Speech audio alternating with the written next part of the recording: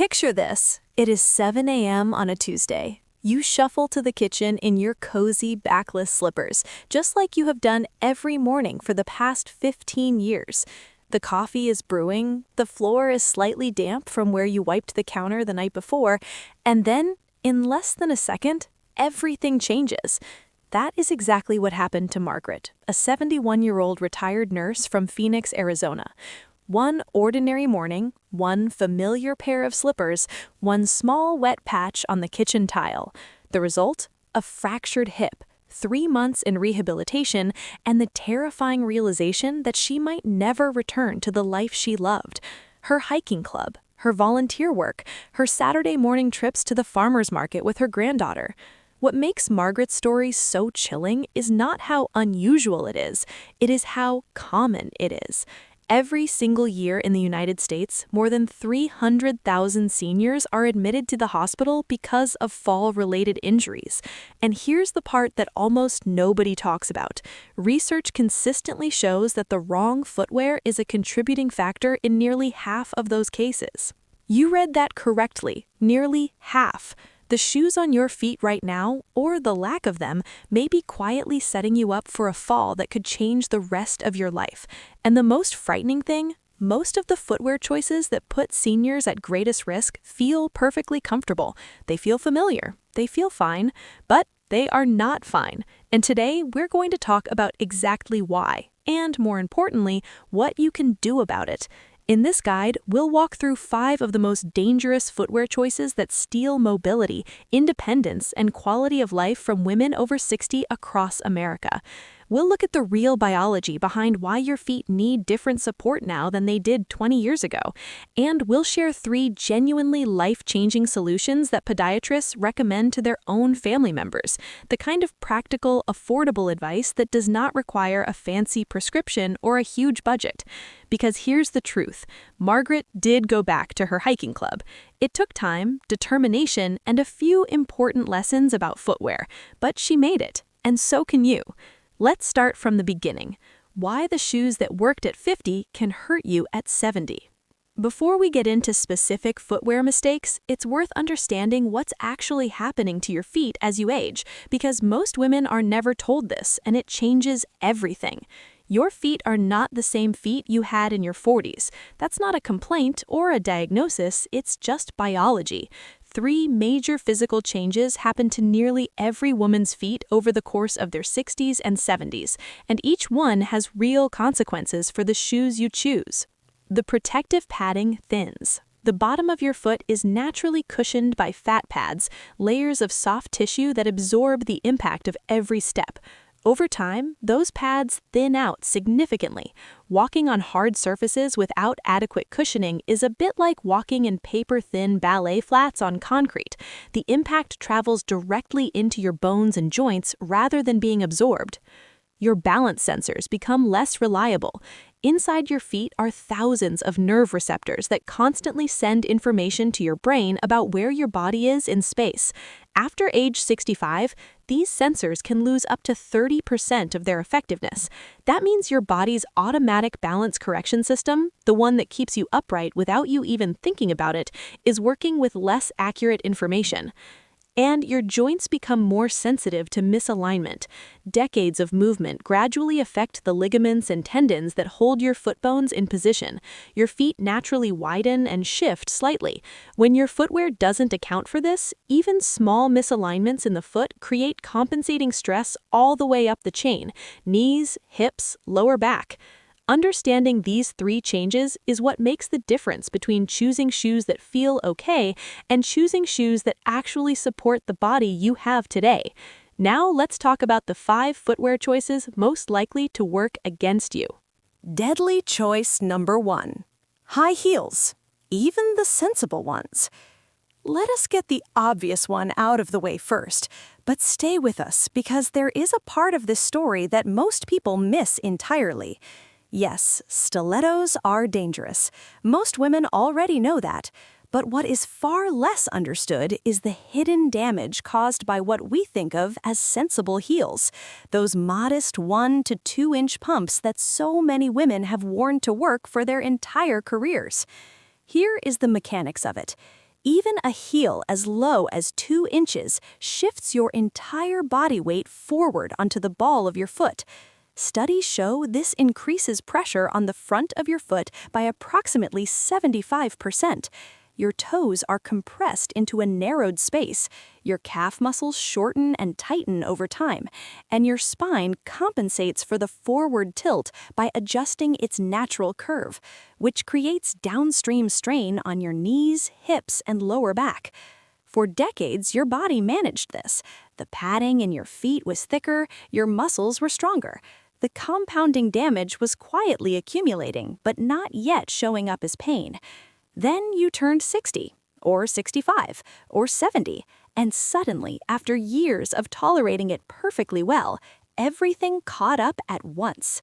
This is the part that catches so many women off guard.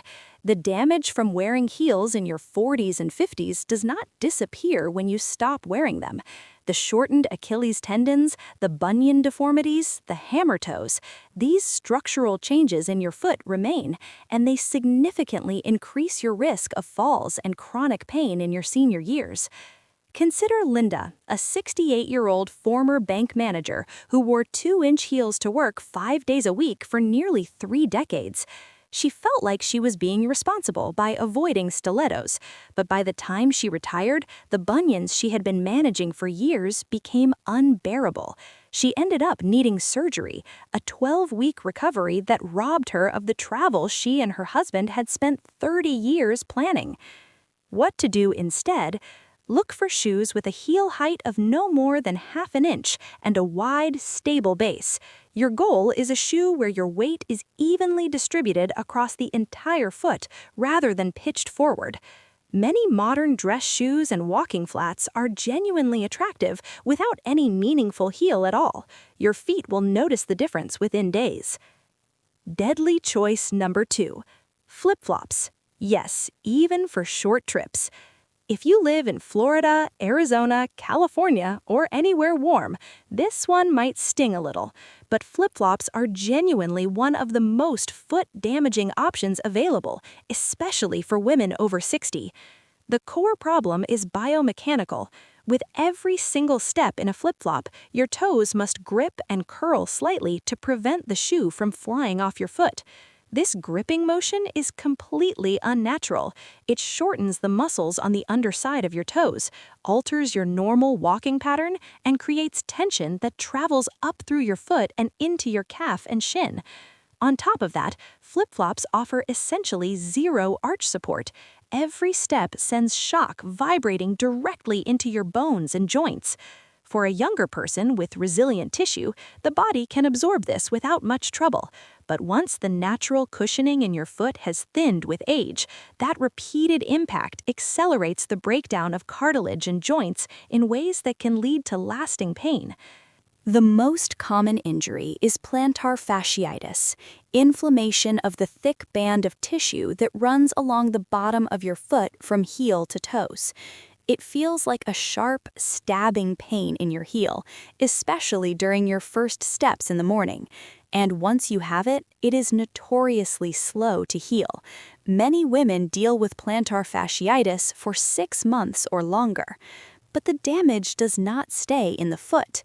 When your foot hurts, you change the way you walk without even realizing it. You might shift weight to the outside of your foot, or shorten your stride, or avoid pushing off your toes. Each of these compensations places unusual stress on your knees, hips, and lower back. One poor footwear choice creates a domino effect that can affect your entire body for months. What to do instead? For warm weather and casual outings, look for sandals rather than flip-flops. The difference is the back strap. A sandal with a secure strap around the heel holds your foot in place without requiring any gripping, eliminates the altered gait, and can still provide arch support. Brands like Vionic, Birkenstock, and OrthoFeet offer sandals specifically designed for foot health that are also genuinely comfortable. Your feet will adjust quickly, and the reduction in foot fatigue is usually noticeable within a week. Deadly choice number 3. Old sneakers that look perfectly fine. This one surprises almost everyone, and it might be the most relevant footwear mistake for the largest number of women reading this right now. Your sneakers look fine. The tread is still there are no visible holes. They are clean and comfortable. But if you've been wearing them every day for more than 6 months, the most important part of the shoe, the midsole cushioning, has very likely broken down significantly. Here is how sneakers work. The visible rubber sole on the bottom provides traction, but the real cushioning comes from the foam midsole, sandwiched between the rubber and your foot. This foam is designed to compress and rebound with each step, absorbing impact forces. The problem is that foam does not last forever. After roughly 300 to 500 miles of use, which translates to about 6 months of daily wear for most seniors, the foam compresses permanently and stops rebounding. The shoe looks the same from the outside, but your joints are absorbing forces they were never meant to handle. Studies on this topic are consistent. Athletic shoes can lose up to 40% of their shock-absorbing capacity well before they show any visible signs of wear. And for women over 60, whose joints are already working harder to absorb impact due to thinning cartilage, this matters enormously. Dorothy, 73, from Columbus, Ohio, had been dealing with mysterious knee pain for over a year. She had tried physical therapy, anti-inflammatory medications, and modified her exercise routine. Nothing helped. Her podiatrist finally asked her one simple question: "When did you last replace your walking shoes?" Dorothy thought about it. The honest answer was 3 years ago. 3 days after replacing them, her knee pain dropped by 60%. Here's a quick test you can do right now. Pick up one of your everyday shoes and try to twist it from heel to toe. If it rotates easily, almost like wringing out a cloth, the supportive structure has broken down, even if the shoe looks great. A well-supported shoe should only flex at the ball of the foot. What to do instead? Replace your primary walking shoes every 6 months if you wear them daily, or every 300 to 400 miles if you track your steps. Keep a simple note on your phone or calendar with the date you bought your current pair. If the idea of replacing shoes every 6 months sounds expensive, consider this. A single emergency room visit for a fall-related injury costs thousands of dollars. A new pair of quality walking shoes runs $60 to $120. The math is not complicated. Deadly choice number 4, backless slippers, the silent in-home hazard. This may be the hardest one to hear because these slippers are so comfortable and so familiar, but backless slippers, the kind you slip on without a strap or closure at the heel, are among the single most dangerous items in the American senior home. The statistics are stark. Studies on in-home falls among older adults consistently show that unsuitable indoor footwear is involved in a significant percentage of cases, and backless slippers are the most commonly identified culprit.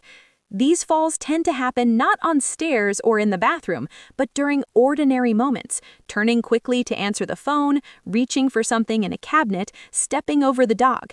Here is what happens physically when you wear a backless slipper. Your toes automatically curl and grip with every single step to prevent the shoe from sliding off. This shortens your stride. It reduces the natural heel-to-toe rolling motion that gives you balance and stability. Your ankles, without the security of a backstrap, are working to compensate. Research has shown that ankle stability can decrease by as much as 65% in backless footwear compared to a properly fitted closed-back shoe.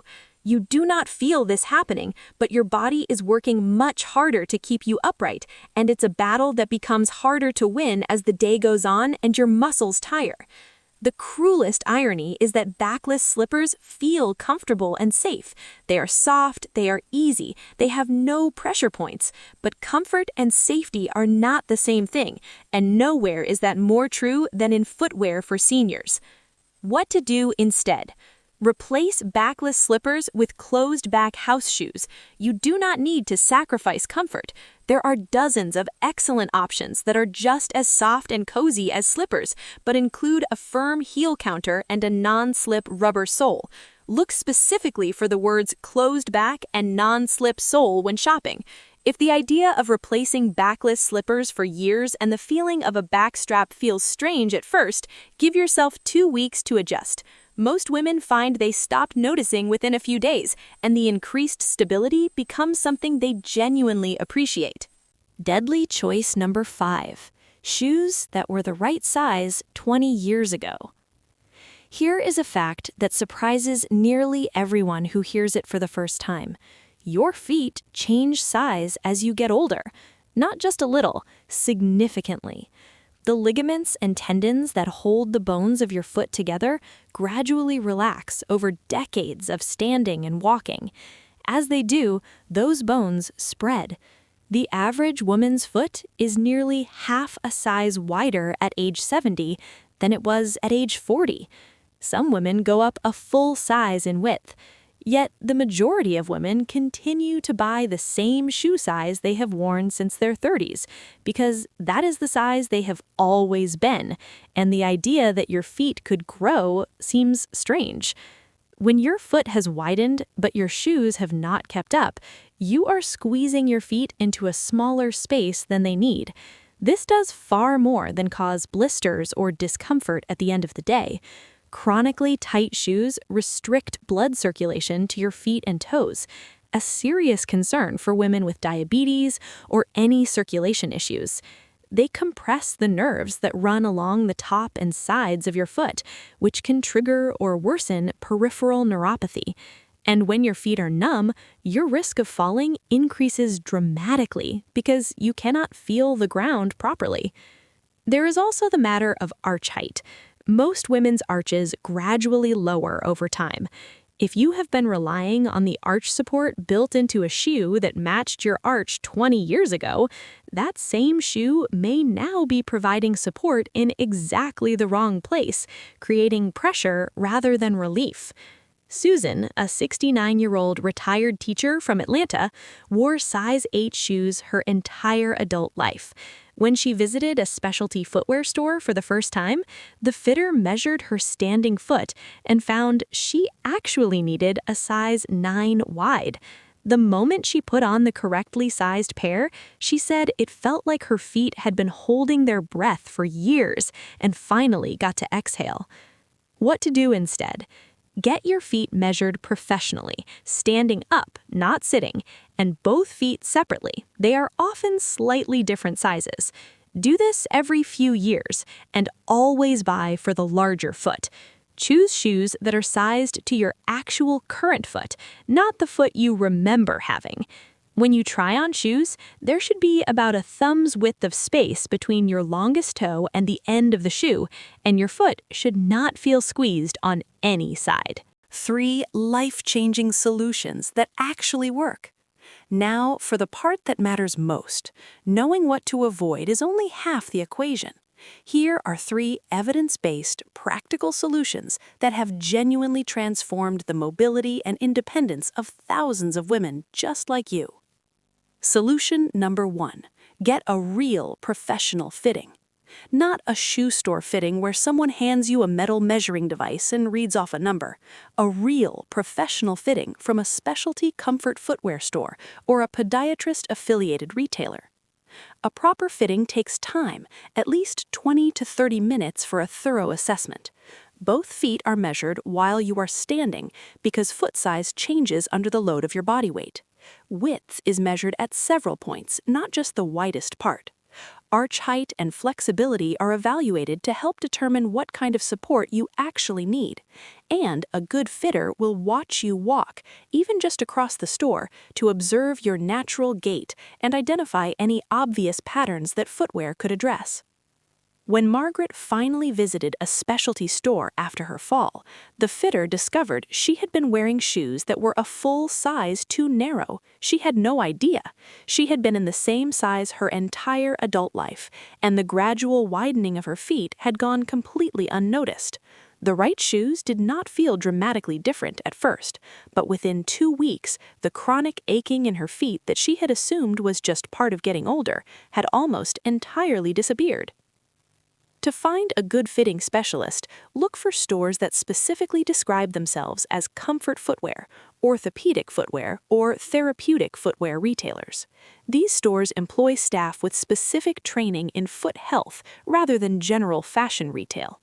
In many cities and towns, you can also ask your primary care physician for a referral to a podorthist, a healthcare professional whose entire specialty is therapeutic footwear. When you go, bring your current shoes so the fitter can see what you have been wearing, and do not be embarrassed to ask questions. The best questions to ask: how does my arch height affect what I should look for? Where am I placing the most pressure when I walk? What features should I prioritize given the shape of my foot? Solution number 2, the 3-zone footwear system. This is the solution that changes how most women think about shoes entirely, and once you understand it, it seems almost obvious. No single shoe can do every job your feet need it to do. The support required for gardening is different from the cushioning needed for a long walk. What works around the house is different from what works at a wedding reception. Yet most women try to manage everything with one pair of good shoes, and pay for it in foot pain, fatigue, and instability. The 3-zone system means having one appropriate pair for each 3 types of use. Zone 1, home shoes, a closed-back, non-slip house shoe that you put on the moment your feet hit the floor in the morning. Not slippers, a real shoe with structure and grip, but comfortable enough for all-day indoor use. Zone 2, daily support shoes, your primary outdoor shoe for errands, appointments, and walking. These should have proper arch support matched to your foot type, adequate cushioning for your weight and activity level, and a secure closure, laces or a wide Velcro strap rather than just a slip-on. Zone 3, activity-specific footwear. At least one additional pair for activities with specific demands. If you garden, a shoe with ankle support and a gripping sole for uneven ground. If you walk for exercise, a walking shoe with flexibility at the ball of the foot and extra heel cushioning. If you attend formal events, a low-heeled dress shoe with a wide toe box. This does not need to be expensive. The key is to spend the most on the shoes you wear the most, your daily support shoes, and find affordable but functional options for everything else.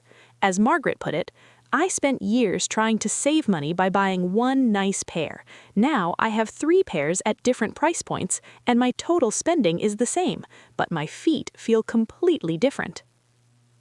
Solution number 3, orthotics and simple shoe modifications. This is the solution that most doctors under-explain to their senior patients, and it is arguably the most powerful one. There is an important difference between a generic store-bought insole and a true orthotic. An insole adds cushioning. An orthotic corrects the biomechanics of how your foot contacts the ground. It changes how your weight is distributed with every step. This distinction matters enormously for seniors because many of the balance and pain issues associated with aging feet are fundamentally biomechanical rather than structural. Full custom orthotics, the kind made from a precise cast of your foot by a podiatrist, are genuinely excellent, but they cost $300 to $500 and are not covered by insurance in most situations, though Medicare may cover them when prescribed for specific conditions, like severe diabetic neuropathy or high fall risk. The phrase to use with your doctor is therapeutic orthotics for fall prevention.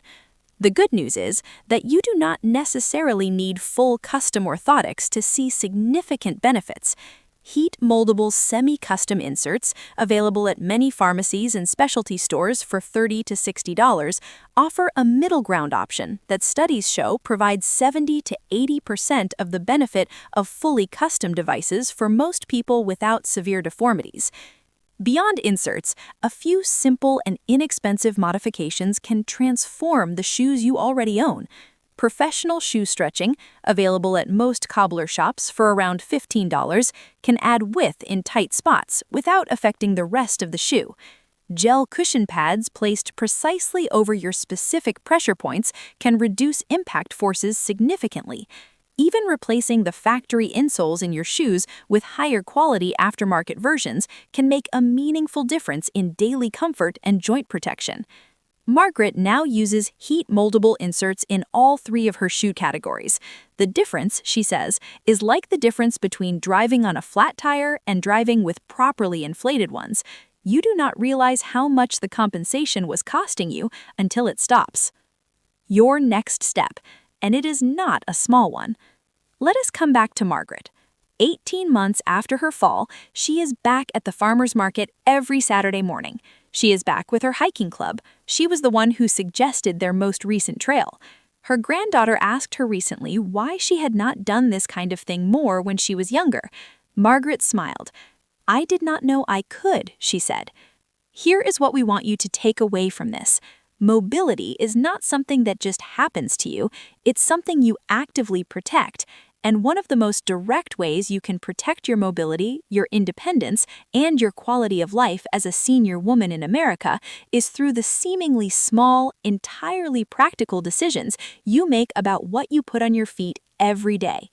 The 5 footwear choices we covered today, high heels, flip-flops, worn-out sneakers, backless slippers, and shoes sized for the feet you used to have, are not dramatic villains. They're ordinary, familiar, comfortable things that gradually erode stability and set the stage for a fall or an injury that can change everything.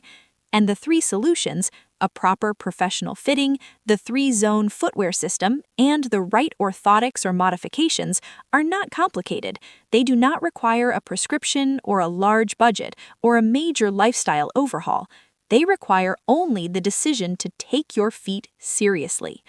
Which of these 5 footwear choices resonated most with you? Do you have a pair of shoes at home that you are now reconsidering? Or maybe a slipper situation that needs to change? We would love to hear your story in the comments, because your experience might be exactly what helps another woman make a different decision before her own close call becomes something more serious. Take care of your feet. They are the foundation of everything.